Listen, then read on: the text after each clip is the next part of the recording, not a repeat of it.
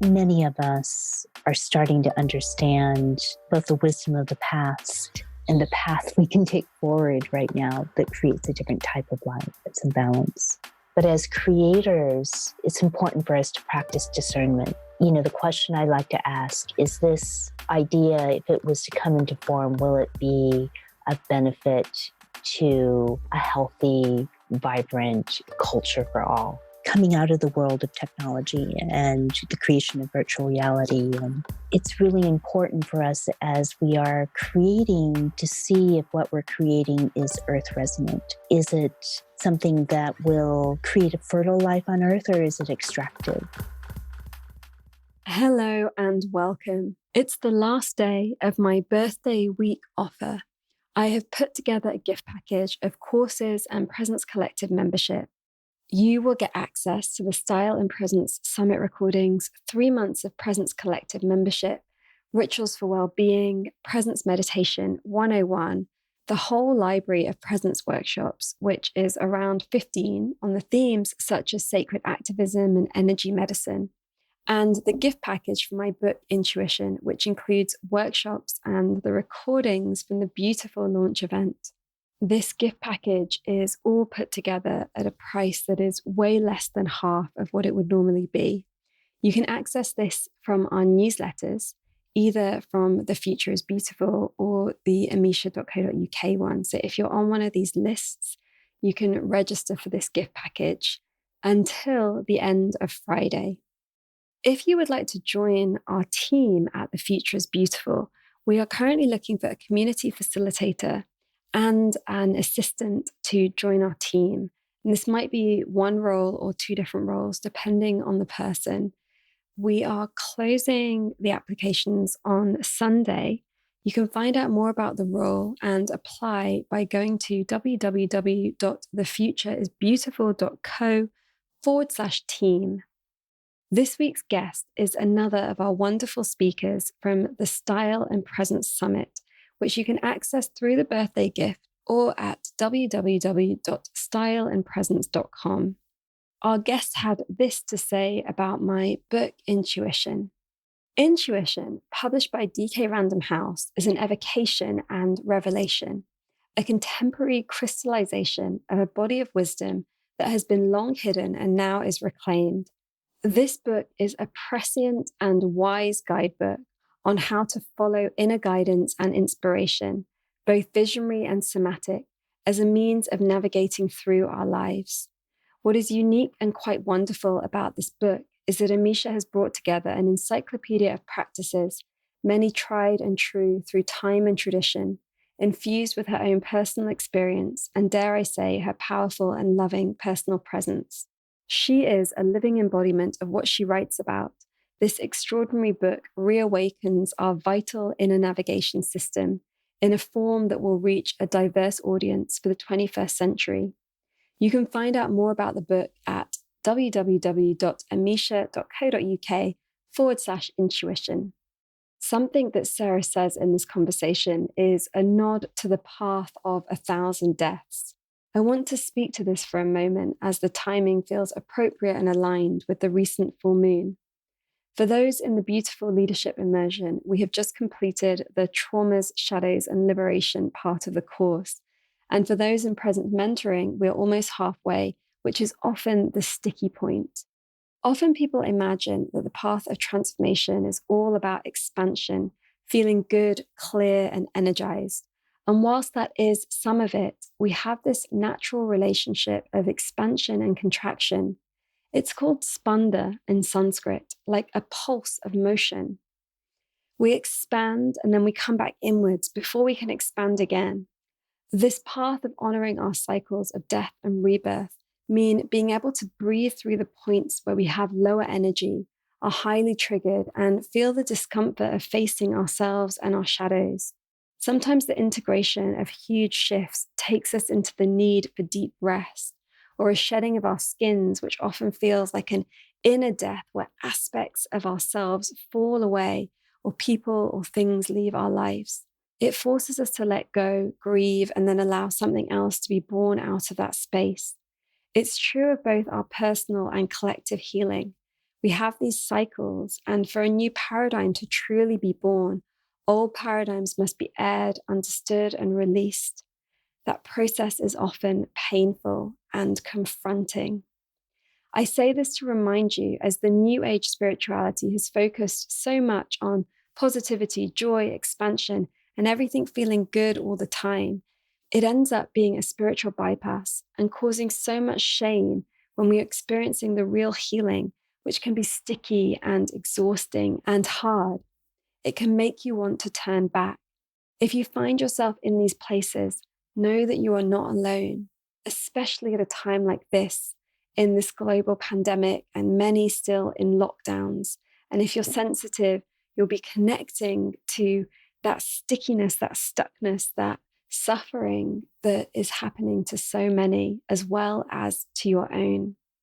It's not often the story that people tell, especially on social media, but when you sit down with magnificent people on a path of healing, they always have stories of death and experiencing the darkness. I make an effort to share that reality as much as possible here on this podcast and with our guests. We can only know the same amount of our light as we know our darkness. It's a spectrum, and death is what connects us to the truth. Emotional health is about being able to feel, not to only feel good, happy, and peaceful. This takes away our capacity for self-compassion when we focus so much on everything being great and always being energized and good. And then with that lack of our ability to hold ourselves in compassion, we lose that compassion and empathy for others and an understanding of true humanity and everything that comes with it. As we are at this point in the pandemic, I want to remind you that it's okay to not be okay. And if you are on a path of healing and transformation, it is okay to sometimes not be okay. And it is okay to struggle with being confronted with aspects of your shadow.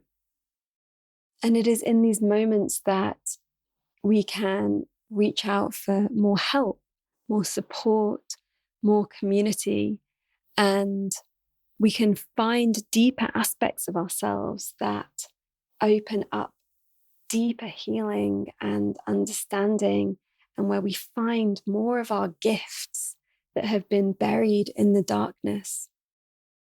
Now to introduce my guest.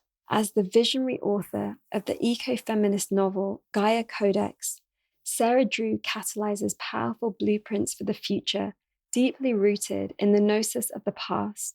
Sarah has been a featured speaker at the graduate level and at organizations such as Google, ABC Deepak Homebase, the Assemblage and Bioneers.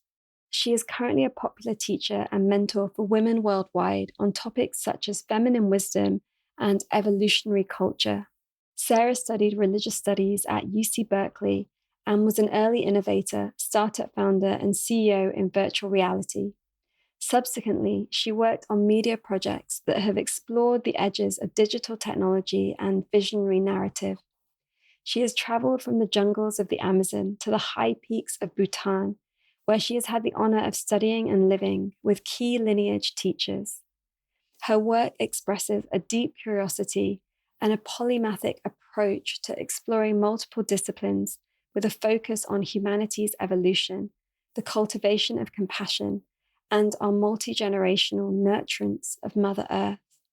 As a storyteller, she is inspired by regenerative narratives that give us both a deeper understanding of our past and powerful blueprints for the future. It's International Women's Day this Monday, and this episode feels well-timed. We explore the themes of virtual reality, rewilding, and feminine wisdom in this conversation called Blueprints for the Future. We contemplate the question, how can technology and story expand cultural possibilities of the future? I hope that you enjoy this episode and it opens up future pathways for you alongside healing of your past. Welcome to The Future is Beautiful, with me, your host, Amisha Gadiali. On this show, we explore the weave between politics, spirituality, creativity, and sustainability. It's time for us to move beyond silos and into an integrated way of being. Every one of us has ideas and personal experiences to share that can lead us to a brighter future. This is the revolution. Despite the challenges we face as a global community or the pressures that we meet in our daily lives, when we stop and dare to dream, to ask ourselves the big questions, and to share what we are already doing, we create the future that we wish to wake up for. That future is beautiful. Sarah, it is an absolute delight to welcome you to The Future is Beautiful. Thank you for being here with us. So happy to be joining here together and just feeling the tenderness and the potential as we're all birthing into being at this moment. Just really feeling that sweetness of the tenderness. That's a beautiful place to start with. What is being birthed at this time?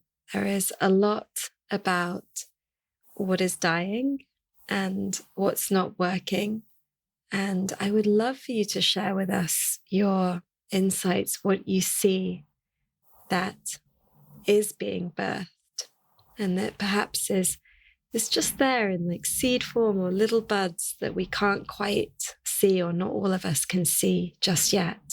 This has certainly captured my imagination since I was a young child. You know, this sense that within this lifetime, we would have the opportunity to really see and feel the regenesis and reclaiming and the reconnection with a way of being on the planet that is innate to our nature. You know, personally, I'm 56 chronologically right now, and I'm feeling this ripeness of this historical moment. I feel in a way that this is a moment that many of us have been waiting for. I read like your book, Intuition, which is this wonderful guidepost, you know, drawing from many traditions, but bringing it forward into the now of how we can navigate these times. And, you know, certainly my novel GAIA CODEX is very much a mythos, a retelling, regenerative transmission for these times told in a parable or a myth. Yeah, I love how we're made of our stories, but then we can come to life in the vibrancy of emptiness. And, you know, for myself personally, as these new stories arise, I also try to remember, try to practice, try to bring myself back to that point where breathing in the great womb of creation, you know, like the prajna paramita, as they say in Sanskrit and the Buddhist tradition, that which is emptiness and fullness at the same time. That which is emptiness and fullness at the same time. I feel like that's something that we can all relate to in the human experience and in this particular moment, this particular time. Yeah, there's so much collective grief, but I think hope. Yeah, absolutely. And it's requiring a lot of devotion and resilience to stay connected to that. We love things to have like a quick, a kind of quickness to them. And when I cast back to the beginning of the pandemic and a lot of the optimism of like, oh, well, what's going to happen now? The planes aren't flying and this will happen and this will happen. And then we find ourselves almost a year later, it's been slow. And yet at the same time, a lot of things have happened in all of our lives and in the collective that we couldn't have imagined or that we didn't imagine, or that we wondered if those kinds of things were a long way off. And then on another level, it feels very slow, like not much has changed within all of that. I love that you say slow, because I think that's been one of the gifts of this year. Yeah, certainly honoring the feeling that many of us had a year ago as it was happening, of just this, deep exhale and breath for Gaia herself.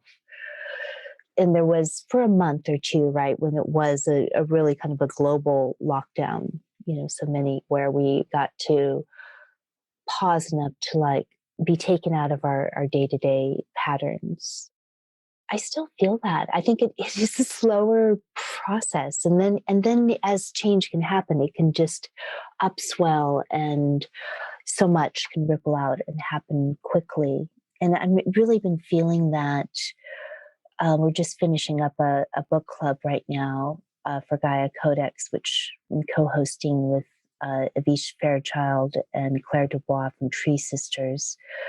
And that has been so joyous, because there's 300 women, and we've planted almost 12,000 trees as part of the offering. And it's, we're going deep into the world of the GAIA CODEX, and above and beyond. And what's happening is there's just been this ripple of women coming together, and it's like in our presence with each other, we awaken. And this isn't something that we really, of course, beings can awaken singularly, but it feels like this time, it is a collective thing. And like you and I were talking prior to when we started recording, is our reflection, the gift we can give of presencing each other. And what I was feeling this morning in meditation, the gift we can give by really seeing another being, just witnessing the totality of their multidimensional essence in their heart. That art of holding space, of truly holding space and allowing a person to be everything that they are, in all of the contradictions of the expansion and the contraction at the same time. It is the gift.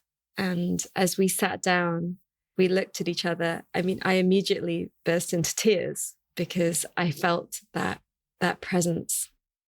I had a very interesting experience. I think it was only last weekend. We were traveling, which we haven't done for a bit, just a day trip to visit some other COVID-safe friends in Vermont. That's the subtext. But what happened for myself was one of these moments where all of a sudden, your whole beingness expanded, and it lasted for about 24 hours, but it was that place of being so present, but at the same time, even who I am now as Sarah Drew, I'm married, I'm the author of the GAIA CODEX, I live in upstate New York, all of that kind of fell away for about 24 hours.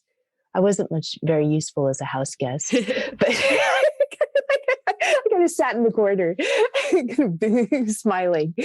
But it was such a sweet reminder, and then it passed. But it was such a sweet reminder of the richness of who we are, as souls and as embodied souls. And I feel like I was able to bring a few gifts maybe back from that time. But I mean, it's a space, and it too. For me, creative flow is very similar to that, though it's directed at writing, or in my case, But I sense that's how we're being asked to step up, many of us, and just be with each other, to be well grounded, but also in touch with the infinite aspects of our soul.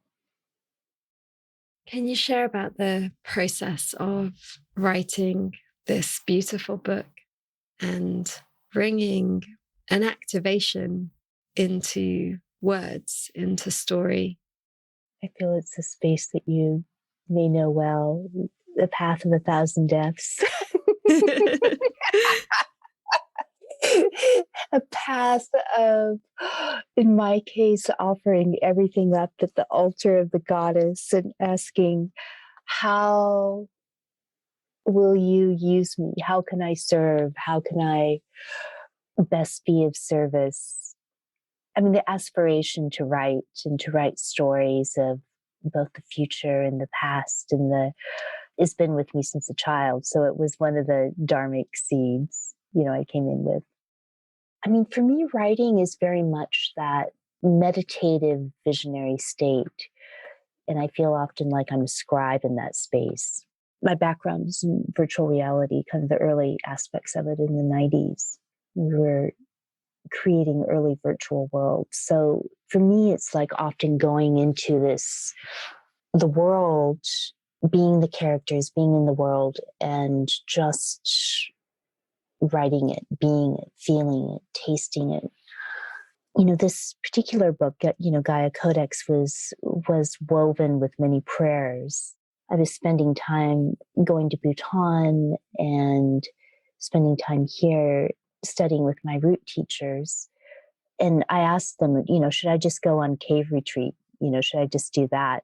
They go, no, you write and practice, So it was structured in many ways like a cave retreat, a cave in Mill Valley. in a dark red, it's funny, I'm wearing red today, which I haven't for a while, but kind of a dark, deep, cranberry colored room that was like a womb overlooking treetops.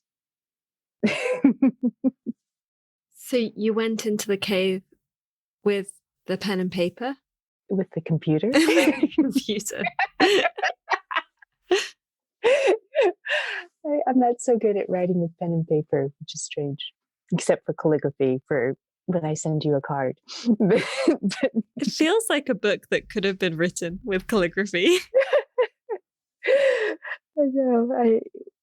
Early on, this wonderful woman, Nina, not Nina Simons, who we both know, but another Nina.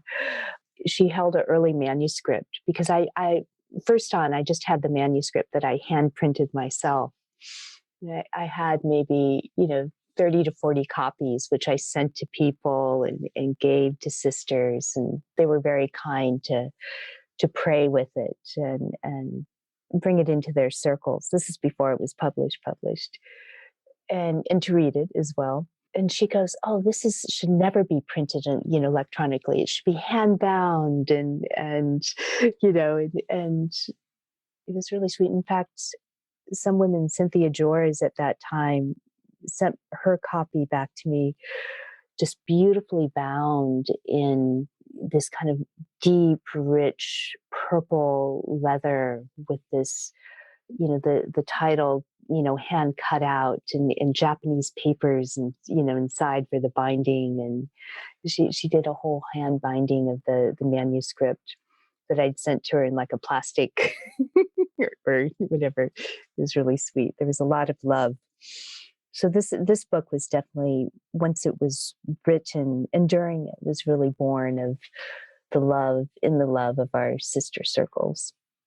And for those of you who haven't read it, it's the tale of a young woman called Lila Sophia who is coming of age in these times that we're in. I used to say that it takes place a flash moment from now, but it's taking place now. It's her journey of birth and regenesis and her reconnection with this ancient lineage of women who, through the rise and fall of cultures, have been holding regeneration codes for our Mother Earth. And in times of crisis, when there's these big turnings of the wheel, these women come together and help birth the world anew.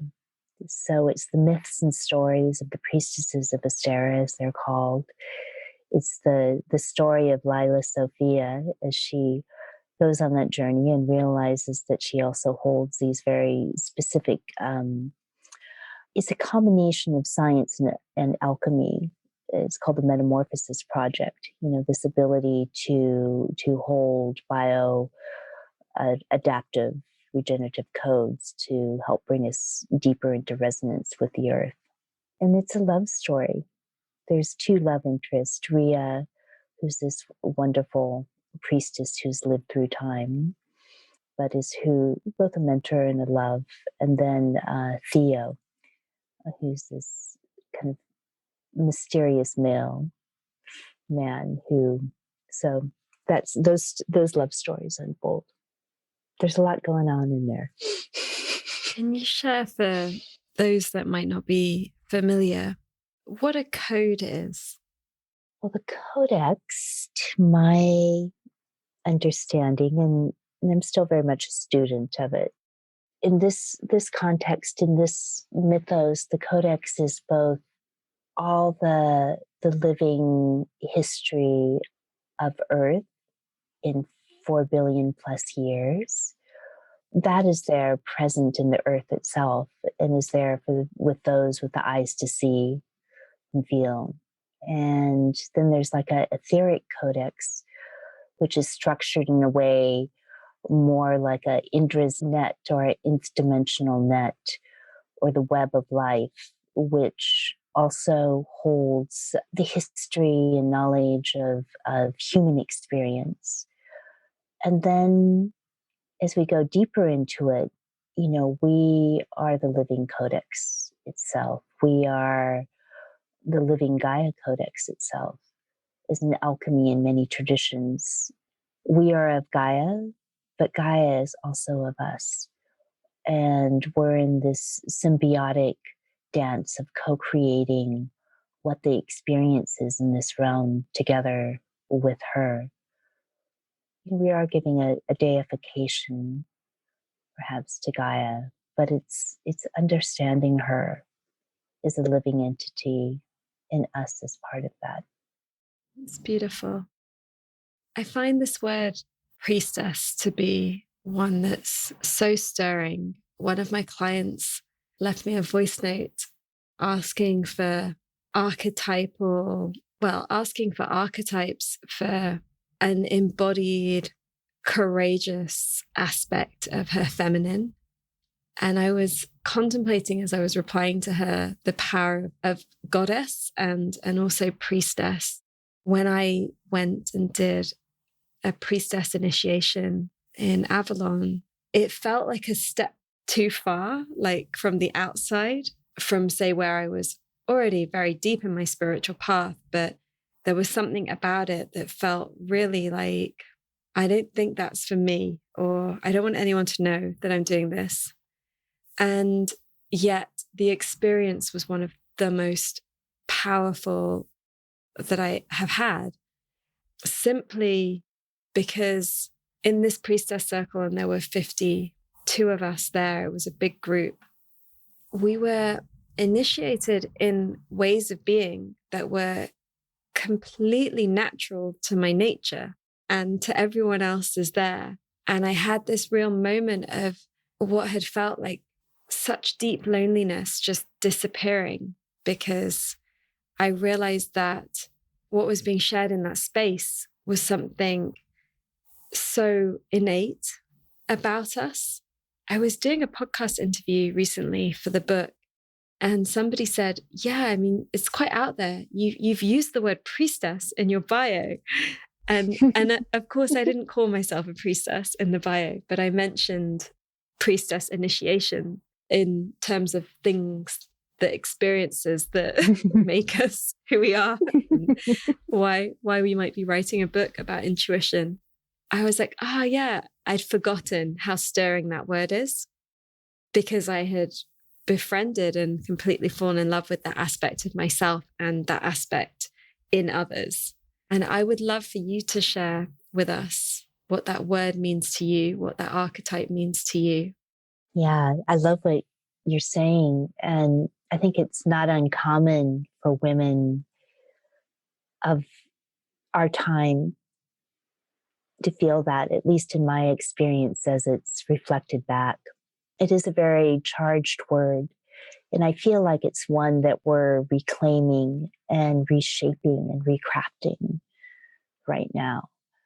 I think there's been so many centuries, so many millennia, and so many cultures where if we do have proclivities, if we do have memory of being a holy vessel between spirit and matter, if we have a remembrance of the ancient arts through time, remembrance of how to connect into the elements, to transmute time, to have vision, to see, to practice magic of, at least in the tradition of the priestesses of Astera, which means star, to practice with something that's very similar to a bodhisattvic vow, where it's for the well-being of all beings. Or the vow of the original medical vow of do no harm. We're here to create wellness. But it is a very charged term. And I myself, I was kind of surprised when I started writing about them. Because I, had held the term with much respect, but very, very tenderly, right? And with great reverence. I feel that my own embodiment of growing into being a priestess is a longer journey. And I did not feel that it was one that I wanted to claim from the onset. Even though there's memory in my case, or my personal narrative of soul, to have done this many, many lifetimes and many times, there's a certain reverence that comes with that to kind of anchor and embody in this time, to not claim it outright, but to hopefully earn it. And with that, I think also, I want to just encourage all of us to be in the courageous act. And there's many women who are, remembering this and practicing this and teaching priestesshood as vessel and connection to the goddess, as holy earth temple workers of our time, to claim it and reshape it, for our times. To collectively, let's define what that means and to own it with a humility. I can only speak for myself really with it, but there's great responsibility and joy and magic. And aliveness. Yeah. For many, a sense that it's like living the codes that you are here to bring. Yeah. Each one of us comes in, right, with our codes, our seeds, our dharma. And the great joy in life is to realize it and then actualize it. And despite what, there may be moments, as we know, on the path, on the hero's journey, heroine's journey, right? Where everybody around you can be saying, that's crazy. Why are you doing that? Just to have the clarity of vision to continue. I know that's certainly been my path, and it's a different space now, because I feel more and more beings in terms of within the context of GAIA CODEX, more and more people, it's very ripe. What in this circle is just kind of exponentially expanding in terms of people who are resonating with it, and the book is finding its people. But in the beginning, it was a very quiet practice, because it wasn't even something that patience. It's been a journey for you that's invited in patience. Is that what you're saying? That there's the creation, the words coming into the computer to come into the book, and then there's the process of living that more and more each day. I think certain transmissions, certain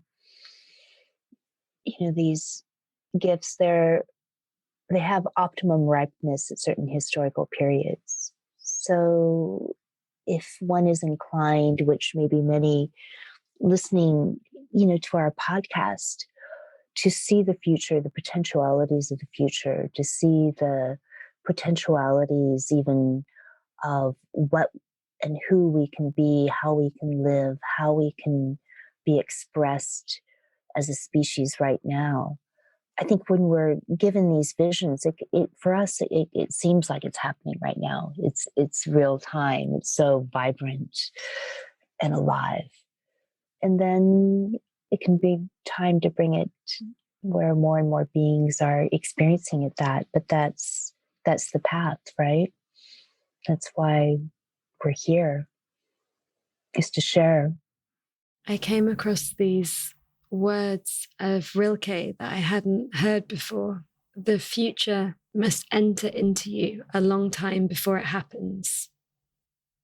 It's so beautiful how it speaks to the non-linear essence of time, the importance of that role in any culture of those that are listening and allowing their being to live what's coming so that they may share the guides or the codes. Yeah. It's like oracles, sibyls, seers, midwives of the future. I think just on a practical level, you've probably had this before, but I remember in my 20s, it just kind of hit me. I go, oh, for example, right now I'm looking at this kind of beautiful crafted lamp in our farmhouse up here, and which was made, probably it could have been like 40 or 50 years ago. But that was an idea in someone's head.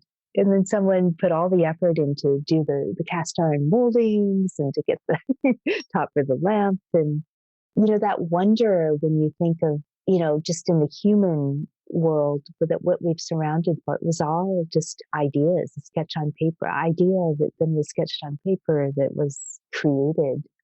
Absolutely. I always find that so fascinating, just to look around any room that you might be in and see like, wow, somebody somewhere decided that this cup should be this shape and to make this table exactly like this. And that it's the same with all of our rules, our laws, our societal ways of being. They've come from humans that at some point someone said, let's do it this way, or this is what's proper, or this is the most beneficial, or this will give me the most power, or whatever the touch points were.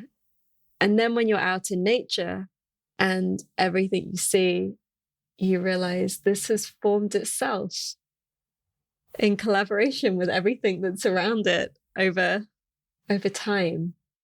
It's extraordinary. And I just want to backtrack a little bit. That I think as we are cultivating ourselves as holy vessels to bring the future in, to bring beauty into the world, to bring creation into the world, that level of discernment, I think I talked about it in fact, I did. It was a talk I gave at Google Talks. It's online some years ago, and it was about emergent technologies and feminine wisdom in the evolution of technology, I think was the name of the speech. Because these ideas will come in. Many of them just want to have a home and want to manifest here in Earth. But as creators, it's important for us to practice discernment. The question I like to ask is, this idea, if it was to come into form, will it be of benefit to a healthy, vibrant culture for all? In ourselves, we have that power of yes or no. I think when you're first getting your creative juices going, you could say, oh, wow, it's coming, but ask yourself. I mean, there's many ideas that I have not brought forward because, I mean, may have felt very engaged around them, but they maybe were not in alignment with my own dharmic path. Meaning? So I like to ask that for myself, meaning that they would not maybe cause highest benefit. I mean, just as an example, in writing the GAIA CODEX, there was some aspects of storyline that came through early on that, I saw very clearly, but it wasn't in coherence with the the vibe of the book, of what this particular book was meant to do. So I just left it on the editing floor. Yeah, because we can all have like ideas, and I always feel that many of these ideas are like coming through many of us, and you kind of choose which ones to run with. They're looking for a host as much as we're looking for something to do. and so there's something about having the self-knowledge and the discernment to say, oh, this is a really wonderful idea. I hope someone does it. It's not for me. Or even being able to give it to somebody else, to seed it at a dinner party or seed it on a podcast and see if someone finds it. Exactly. Yeah. That generosity of, one goddess that I love working with is, since we both enjoy and appreciate and honor, the wonderful Sally Campton, that we're both practitioners of the Mahavidyas and deeper within that. But, Saraswati, right, she's so fun. The flow of creativity. Flow of creativity is light coming into word, into song, into technology, into material manifestation. Hello. We're taking a short pause from the conversation. On behalf of our team and our community, thank you for being here and co-creating The Future is Beautiful. Much dedication, love, and time goes into the production of this show. We believe in being advertising free in a world that's always trying to sell us stuff we don't need. And so we make this show with you and for you, thanks to your support. There are 3 ways you can be more involved, so we can share the vision, wisdom, and creativity here as we explore what it means to be a human in this time.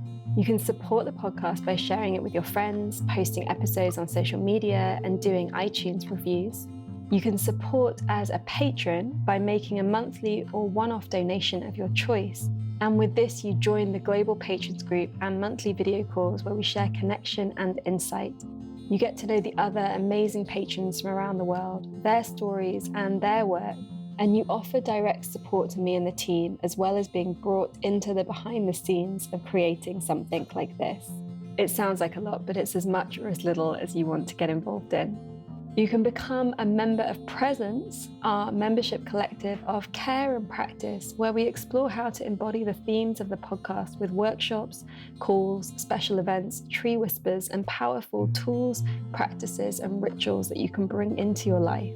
This is open to absolutely everybody as we create an inclusive and diverse space that celebrates well-being as a human right, where we explore together what it means to be creative, courageous, and connected to ourselves, each other, and the earth. This is about embodying sacred activism. We love meeting patrons and Presence members, and how being part in this way weaves our lives together, as well as making this show possible. If anything from this conversation has moved or inspired you, please get more involved. All information can be found at www.thefutureisbeautiful.co/community. This show really can't go on without your patronage and Presence membership, so please do make it happen. And now, back to the conversation. How do you work with these goddesses in your life? Well, it was interesting as we were just doing our presencing meditation before we came back into the slipstream here. I was just really feeling Shakti and light and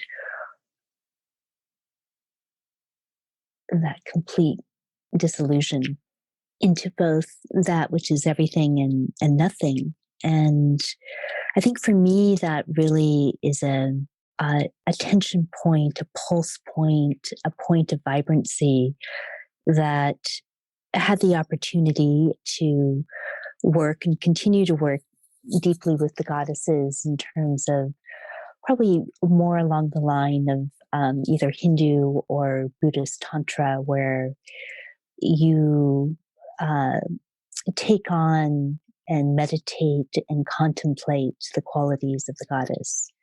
So it's a figure that is outside yourself, but is also inside. And my meditations are very much from the first person. I mean, I find myself looking out with the eyes, the hand, and if it's a day of being blessed by her, perhaps the voice of her. But I love how they're just wonderful. They're teaching us, right?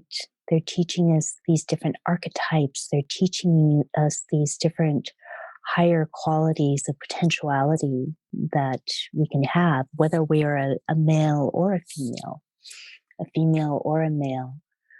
You know, my main deities over the year have been green Tara. We may have mentioned it in the last show. I mean, as a little girl, I would call myself Tara and wish I was green. So I kind of had this vision of like coming from a past life as a Buddhist practitioner in a cave and saying my last words were green Tara and vision on my lips as I slipped out and then slipped back in to another incarnation. I work with her. I worked with the Sri Vidya, the Lalita, Thousand Names of the Goddess. Been working with her for about 15 years, the Mahavidyas. You know, sometimes different goddesses at different times become the ones that I really am the student of. There's a period where it was all about Kali. I know those periods. I remember a couple of years ago, I saw a picture of Kali on, and it was in a tender space on Facebook or something, and I liked Kali, and I go, but I don't really want to like her right now. And then I unliked her, and I go, no, I probably should like her just in case. You know, like, I'm saying it as a little bit of a joke, but it's like that with her, right? You know, Yeah. hold her close. Yeah, they're always such powerful times of life. Right? The recreation, the dissolution, the rebirth, and we continue in this form that'll have, you know, has a birth and a death in physicality. Yeah, I'm always surprised when the fierce goddesses come. I'm always like, really again? You're back? I'm working on like my softness. Let me just roll in Lakshmi. It's always like, not yet, not now, sister. We're going to give you some Chinamatsya. Or remember at one point, actually it was a very, you know, abundant period, but I go, I can't be ignoring Dhumavati, the kind of crone, the goddess of loss, but also the goddess of loss. You know, what is it to lose? And I started to go into her, and she really started to affect what was happening. And I go, okay, I'm not going to take you on just to take you on. I humbly come with respect, and I know you'll be here to visit again, and hopefully I'll have some preparation to embrace you when you come knocking at the door. Beautiful. And for our friends listening, I want to sign point to Sally Campton's book, Awakening Shakti, because if you don't know exactly what we're talking about, but something's coming alive, that book is just glorious at giving you a really wonderful understanding and practices and opening relationship or deepening relationship with these goddesses. So exquisite. The audiobook in particular, right? With the meditations. Mm-hmm. Many years ago, I had a job as a researcher at Yoga Journal, and my job was to fact check the Sanskrit. So I was assigned to Sally Campton, and she was so generous. She would spend an hour as we just kind of dissected Sanskrit words in her article, which was really her being just very beneficent and teaching a younger me. Really appreciated that. Yeah, she read my book before it was published and has been such a great support. Yeah, it's been great to have somebody when the fierce goddess are dancing to to be able to share those experiences with and make sense of them as much as we need to. Yeah. The goddess of many forms, Lalita Sahasrara Nama, I think she's so prevalent for this time because, I think the goddess is, in a way, the sisterhood. It's the one in the many. I've worked with her both as the 1,000-name chant every day. I've worked with her just on one aspect. It goes, it's so poetic. It's like, she of the beautiful breast, she who holds the cosmos within her womb, she with the beautiful tinkling belt. I would love for you to share with us also really just to keep welcoming those that are in male bodies or those that are gender neutral or have a different association with gender, to be invited into this conversation about the goddesses and about the feminine wisdom, and that no matter what body we're in, we were all birthed from a female feminine womb. And so we all have that in common in terms of how we came into Earth. And I would love for you to take us deeper into what it means to live feminine wisdom in relationship to Earth, Gaia, and living in a beautiful dynamic with this home that we have. Also, in terms of technology and our creativity and what's possible as we're birthing new futures. The feminine and the Gaian aspect was so much of the inspiration, of course, for GAIA CODEX. When it first came to me, several decades ago, it, was this understanding, really, one, as we talked about earlier, it's about this lineage of women who hold regeneration codes for the planet. At times, such are the times that we're in, the feminine comes together in its many aspects, in many forms, and helps birth the world anew by, in essence, becoming and re-understanding that we are of Gaia and she is of us. And I think the, relationship with Mother Gaia in the feminine, through the feminine lens, is very much that there is no separation. We both have the capacity to be in co-creation with her to what the experience is for sentient life. But we also are birthed through her, especially in the material form. And in terms of creation and the creative process, I think technology is ever evolving, coming out of the world of technology and, the creation of virtual reality. And that I think it's really important for us as we are creating to see if what we're creating is earth resonant. Is it something that will create a fertile life on earth, or is it extractive? And, I think many people are looking at that and asking that, but it's like one of the first parts of the design process, from my understanding. Is this an extractive technology, or does it actually help enhance life? It's a really beautiful and powerful question. I feel like we are so used to being extractive as a human modern society. It is profound to ask that question and to believe that there is a possible different answer. I mean, just this question, I don't know the statistics on it. How many cultures through time actually had a problem where large amounts of the population were obese? I think we may be very unique in that craving, that hunger that can never be satisfied is such a driver and so encouraged in our culture. The great hunger is really there is a shadow aspect of this culture. And I think many of us are starting to understand both the wisdom of the past and the path we can take forward right now that creates a different type of life that's in balance. I've been really enjoying the study of, Sawa Rigpa, Tibetan medicine, which I'm doing right now.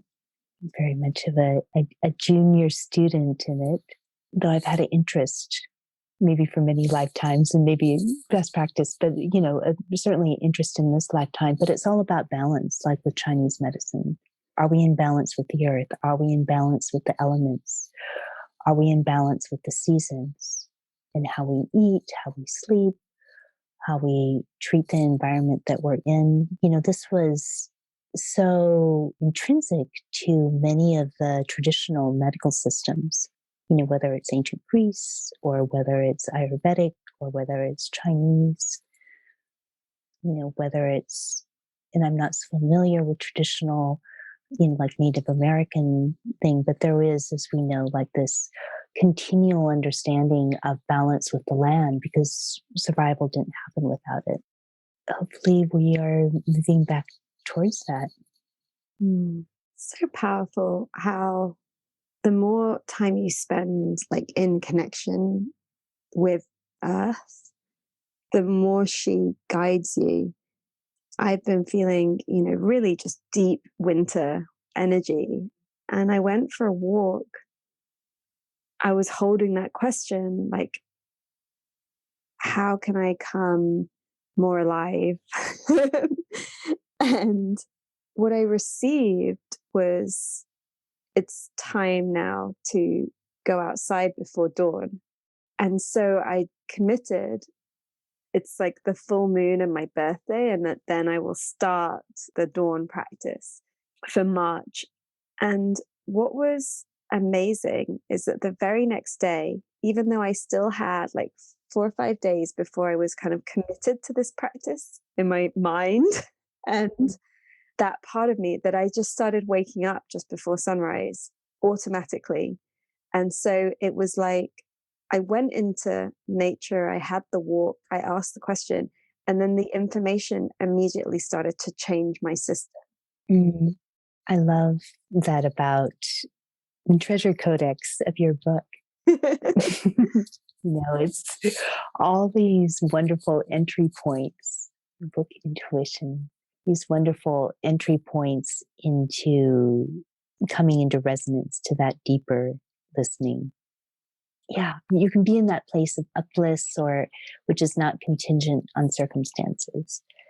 But certainly the quickest remedy for happiness for me is to be out in nature. It always has. That's one of my prerequisites. Wherever I live, I need to be able to walk out the door into nature very quickly, not drive there. And I love, do you do backpacking at all? Have you been out like for 10 days with a backpack and... Not yet, Sarah. Oh, you're going to love it.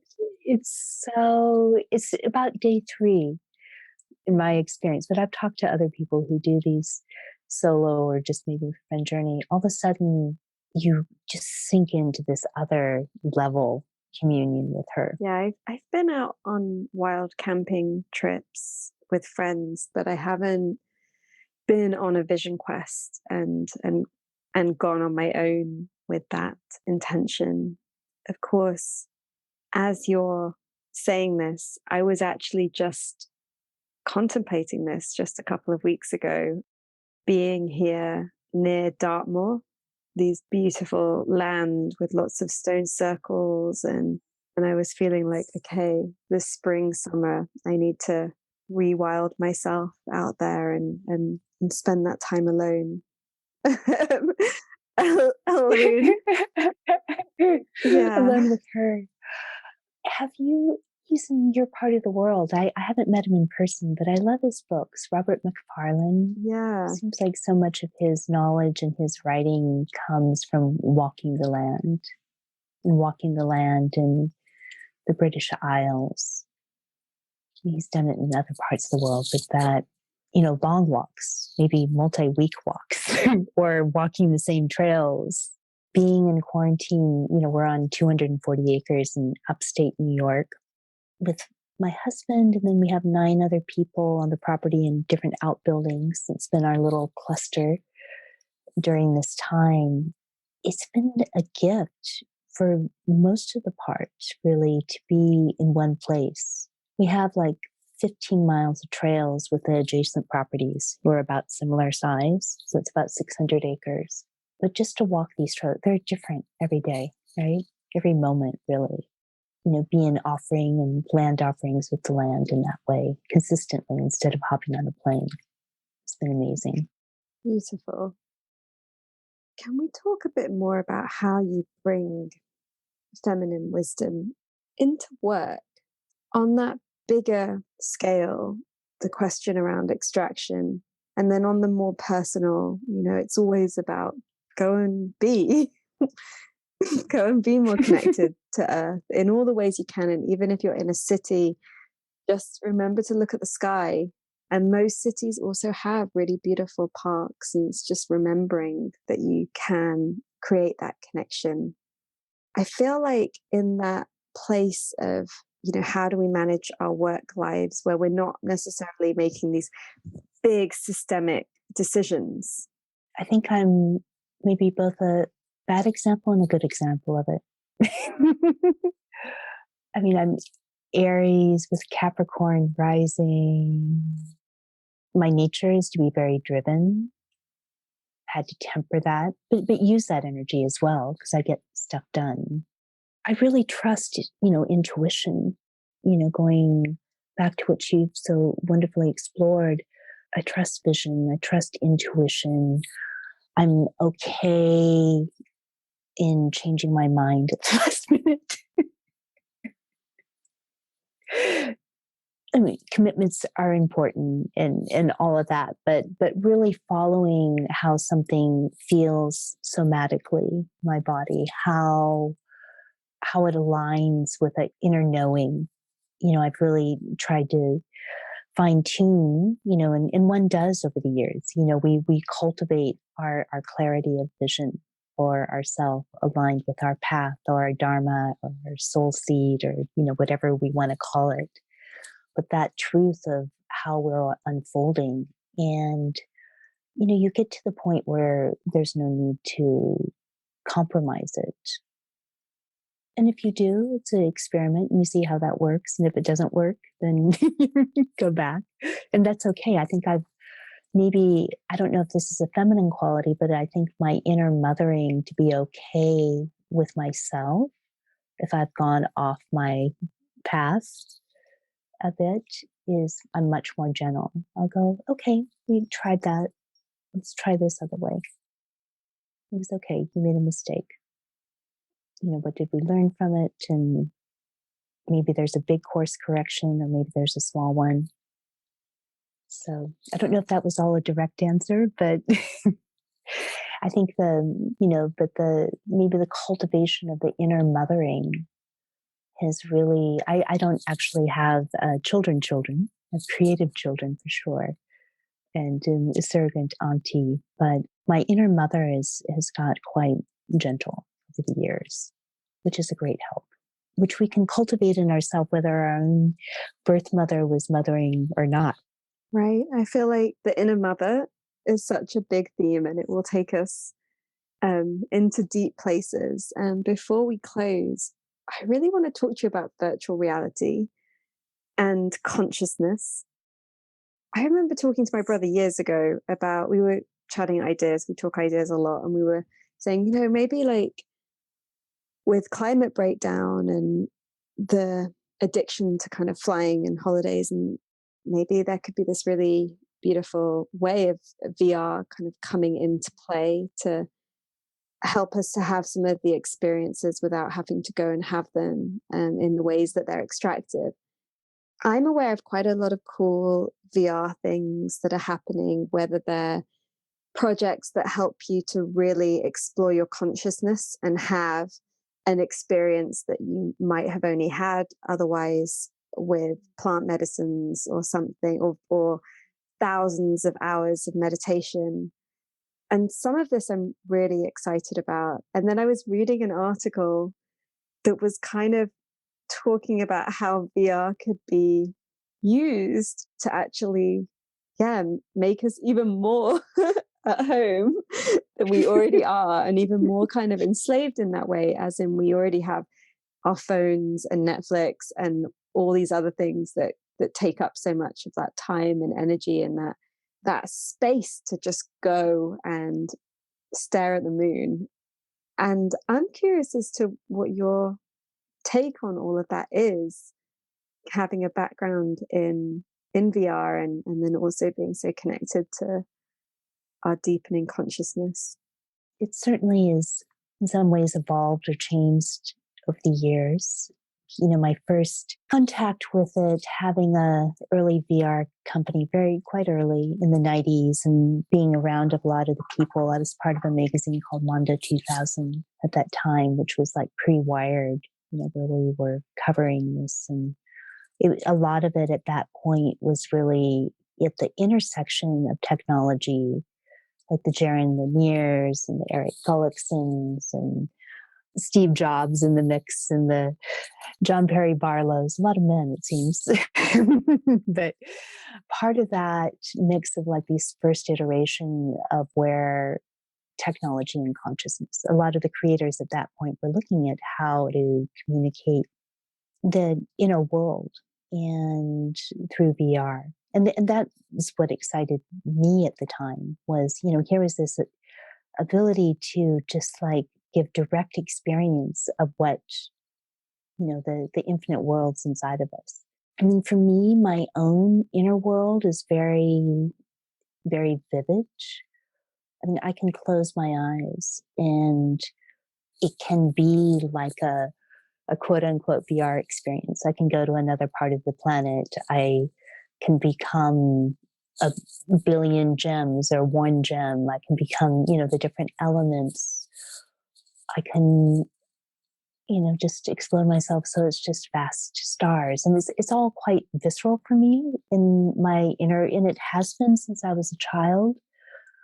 More of the practice has been integrating here with this. Of course, I decided to be an author, or to create, earlier on, to create virtual worlds. So there's there's a big desire for me to share what is very real for me, when the eyes are closed and I'm just going.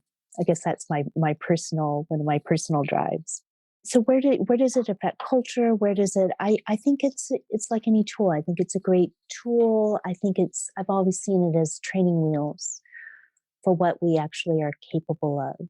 A good storyteller by the fire can weave words and a little bit of song in the darkness by the firelight, and you can be experiencing that world with them. As humans, we've been doing this for a long time.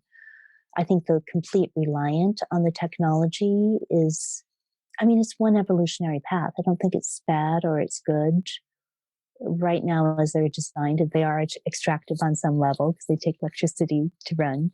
I mean, wouldn't it be better? Before VR came out, I kept drawing this picture over and over again. I was a little obsessed with it. And I was going to UC Berkeley at the time, studying religious studies, but it was of a circle of people, and they had, out of their third eye, there was these beams coming, and in the center, there would be like this morphing image, and it would be this hologram, and it would be this communication that was happening between all of them. So then being obsessed with this little drawing that I kept doing over, and then starting to meet some of the early I was, the junior in that, the young one, developers in VR, was very enlightening. I go, oh, they're creating it. So it was quite exciting, to the point that lose the magnificence of Earth and being sentient, being out of material. It becomes a different evolutionary path if we all just plugged in, right? For me, I'm much rather be getting dirty a little bit every day with some mud on me. Yeah, like everything, we're gonna have to find the balance where we use it as a tool in order to create deeper connection and a deeper consciousness. I love the some of the VR that's being developed to create empathy, for example, to be able to actually have a moment in somebody else's life, like you could go to a refugee camp and actually experience what it's like to be in a refugee camp. And then that can transform us into more compassionate and empathetic beings and give us more agency in how to actually act. Whereas what we get in the news, it's like it has a way of overwhelming the senses and kind of dulling us down rather than making us feel more connected to what's happening. Yeah, I mean, it's quite meta on one level. You know, many religious systems, the idea is transmigration of the soul, like the Buddhists say, you know, everyone has been our mother. So we get to experience all the forms that are available, if you will. And, you know, hopefully with consciousness over time so that we're not lost in the form. Yeah, maybe this is the same VR experience you were talking about. It was one that the New York Times put out maybe 4 or 5 years ago, where it was just, you know, they sent the little box with your New York Times, and all of a sudden you're on this rooftop and you're a Syrian refugee child with other children. And I was in my kitchen, you know, doing it. You use it with your iPhone. You know, it was a very simple VR, but it was completely, you know, I was giving like, you know, talking to everybody else that was in the kitchen having breakfast. I was in this Syrian camp. I go, oh my God, you know, I had tears, and, you know, it was very real, my experience of it, and very eye-opening. So I think that's such a wonderful, empathy, right? You know, how tightly do we hold on to identity of self?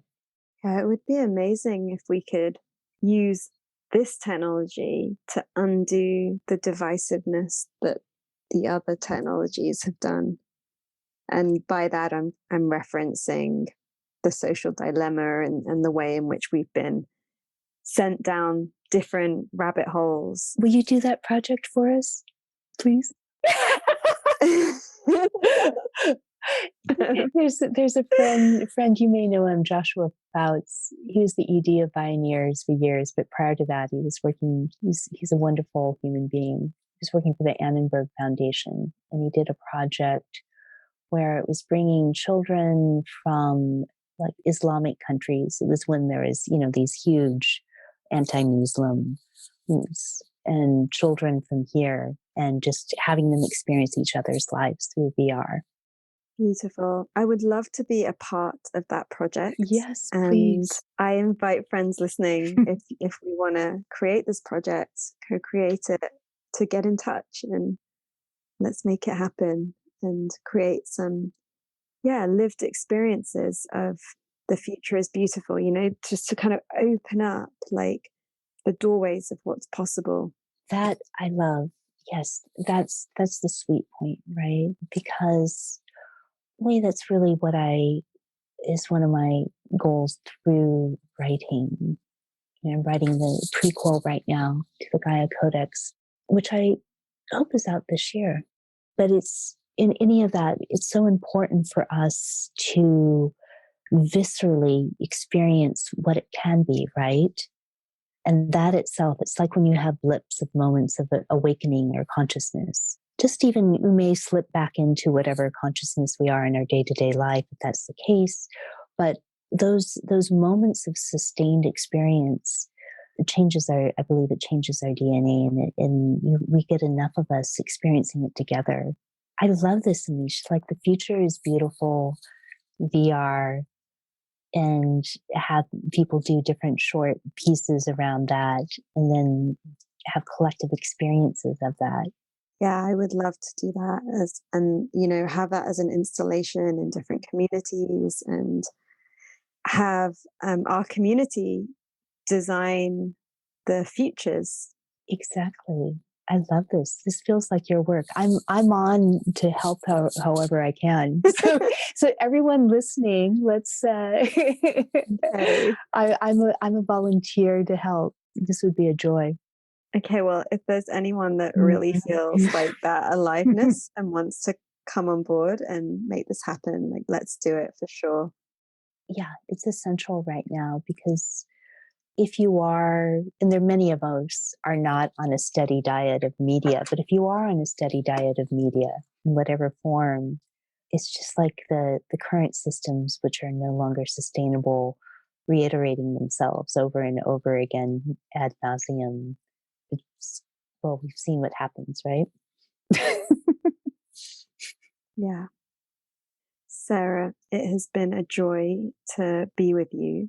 Can you share for all our friends listening how they can connect with you? What is your website? And we'll post links to everything. It's been so wonderful, Amisha. You're always a yes. As probably I know with probably many of your guests, whenever Amisha says, "Would you be able to?" I'm all yes, right away. It's not even a like, should I? It's always a yes. So thank you so much for the invitation. You can reach me at GaiaCodex.com. My personal website is sarahdrew.net. Instagram is at sarahdrewmuse. That should give you a great start. I love hearing from people personally. I may be slow, but I do get back, and I do read everything. So as you're inspired, enjoy the Gaia Codex. It was written for this moment in history. It's moving a bit, perhaps, from fiction into something that has a post point for now. So always love to hear what people's experiences are with it. Anyway, wonderful to be here. Thank you. Thank you for spending your precious time with us. As always, you can find links to everything we mentioned in this episode, download our book, and discover so much more over on the blog. We don't believe in selling you things you don't need through this podcast, and so it's made possible with you, our community. If you loved this and would like to fund our show with a monthly donation or join our online group to connect with other listeners, please visit www.thefutureisbeautiful.co and click on Community and Support. Please also share with friends, hit subscribe, and leave us a review so we can grow. Those gold stars really help others find us, so these ideas can spread. Here is to us, creating a beautiful future together. The Future is Beautiful is made by an all-female team working voluntarily or on reduced rates until our listener support grows. If you have been moved by anything you heard here, please donate the equivalent of buying us a drink. All donations make a huge difference to us and will allow us to keep doing this and remain advertising free. Until next time, I leave you with this question. How will you create beauty in the world?